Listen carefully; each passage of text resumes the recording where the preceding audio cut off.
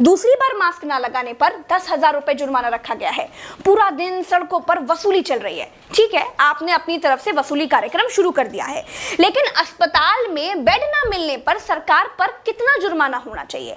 Ventilator ना मिलने पर सरकार पर कितना जुर्माना होना चाहिए?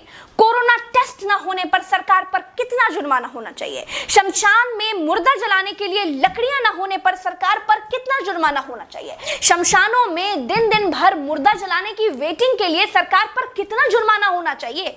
जितने मंत्री और ये मुख्यमंत्रियों ने बंगाल से कोरोना लाकर फैलाया है, उन पर कितना जुर्माना होना चाहिए? बंगाल में बिना मास्क महीने भर से घूम रहे नेताओं पर पर डे के हिसाब से कितना जुर्माना होना चाहिए?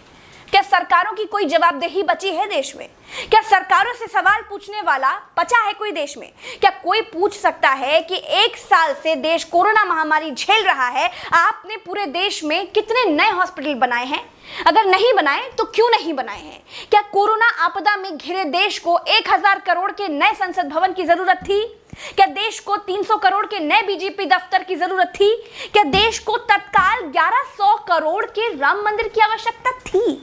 मंदिर के लिए चंदा मांगा जा सकता है तो हॉस्पिटल बनाने के लिए भी सरकार चंदा मांग सकती थी, लेकिन अस्पताल बनाने की नियत नहीं थी। मूर्ति बनाने की नियत थी तो बना दी।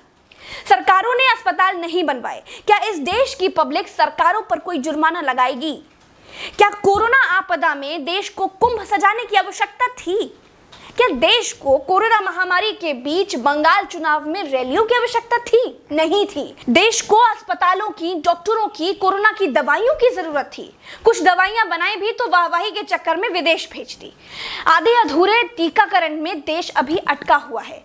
और ये कैसा टीका बनाया है जिसे लगाने के बाद भी कोरोना हुआ जा रहा है? क्या कोई सवाल पूछेगा?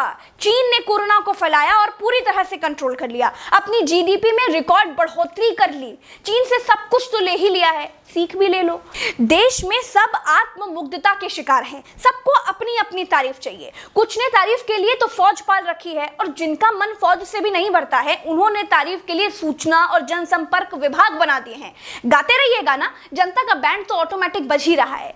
जिनके अगल बगल से कोरोना से लाशें नहीं उठी है ना, वो मेरी बात को नहीं समझ पाएंगे। जो कोरोना की पीड़ा से गुजरे हैं, जिन्होंने कोरोना से मरे हुए लोगों को शमशान में जलते देखा है, जिन्होंने कतार में लंबी लाशें देखी हैं, वो जान जाएंगे कि मैं क्या कह रही हूं और क्यों कह रही हूं।